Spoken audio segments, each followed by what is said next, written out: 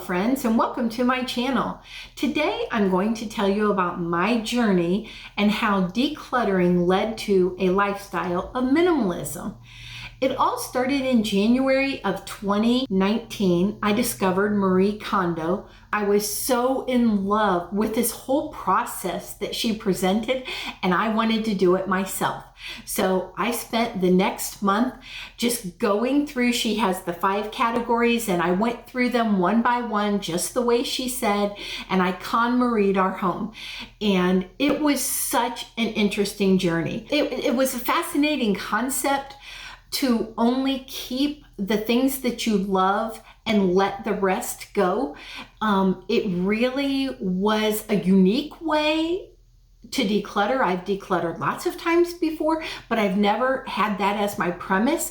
And so it was a new and fresh and different way.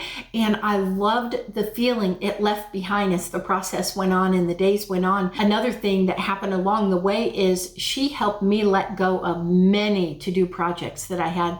I had so many someday projects I was going to get to, and I had them up on the closet shelf, and I had them in a drawer, and I even had them out in the garage. And it's like, I will get to them someday. Well, she helped me face the reality of put a date on it, and if that someday doesn't happen soon, let them go. So also during this decluttering process, I had to come to terms with my reality self versus my fantasy self. So my fantasy self is wonderful and has all kinds of time and finishes every project she starts, and she's amazing. Now my reality self, well, I work a job, I have a family and loved ones, and I just am not able to accomplish all the things that I want to. And I had to come to terms with that. And when I did, I was able to let things go. It just really made so much of an impact on my mental health when I knew I didn't have those projects in the back of my mind, like, you're gonna get to this and finish it one day, right? I was able to just let those go, and it just freed up so much clutter in my mind, as well as in my closets, in my drawers, wherever I was keeping it. So yeah, there's a whole thing that you might want to consider. When you're keeping things, are you keeping it for your fantasy self or your reality self? So I finished this process, and at the end, everything in our home was things that we love, and it was a whole new fresh feeling to our home. And my husband and I, we both loved it. It was great. So fast forward then to January of 2020. I'm feeling like there's still too many things in our home, too many things to manage and clean and take care of. And I'm not sure what to do about it because I KonMari'd our home. So what now? So enter Dawn, the Minimal Mom from YouTube. She presented something called minimalism, which I had no concept of, and I was fascinated.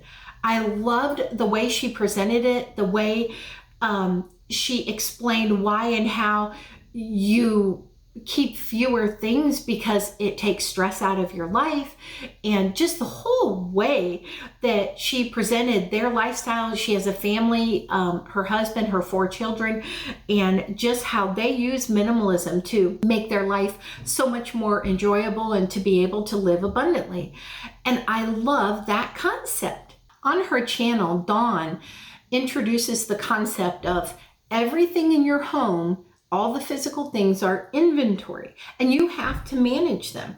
So you have to clean them, you have to move them, you have to work around them, you have to take care of them. Everything you own is inventory, and it's work, it's things for you to do. By reducing your inventory, you're reducing your mental work, your physical work, and you're freeing up your mind and your lifestyle to do the things you want to do and to have time for family and for friends and relationships, which is what we all want. What I would do then, I would watch a couple of Dawn's videos, say on the kitchen. Then I would go out to my kitchen and I would do a declutter. Then I'd watch a couple more of her videos, say on the closet and clothing, and I would go do a declutter on my clothing. Then I would watch a couple of her videos, say on paper clutter. Then I would go through my paper clutter and do a declutter. And I just kept this process going through 2020. And decluttering is like peeling an onion. We have so much to declutter. We always have things coming in. Well, that means things have to go out. So we're always decluttering and we're always peeling the layers of an onion. The good news is the more you do it, the more decluttering muscles you develop, which is a fantastic thing. That means it gets easier, and it truly does. So during 2020, as I was decluttering our home and becoming a minimalist, I was getting rid of more and more things. I even got rid of a few pieces of furniture. And one day my husband came to me and he said, "You're getting rid of an awful lot of things." And it wasn't that much longer. It was a little while later. I just continued on, and he came to me one day and he said, "Our home is so much more peaceful." And I had to agree. I was noticing it too. Being a minimalist is simply reducing the amount of your physical things so that you can easily manage them. And that looks different for everybody. There's not like a right or a wrong. And that's the wonderful thing about it. You do you. Go live your best life. And for some of us, we can keep more things and easily manage them. For others, we need to go to the bare basics. It's really up to you. There's not a right or a wrong. There's not a list of, oh, you can keep this many of this and this many of that. No, it's really up to you. What can you easily manage? I just can't say enough the benefits, and I'm constantly discovering new benefits of this lifestyle, because when someone says, "Hey, do you want to this?" I can say yes, because I'm not tied down to my clutter anymore, and I don't have a to-do list that's this long.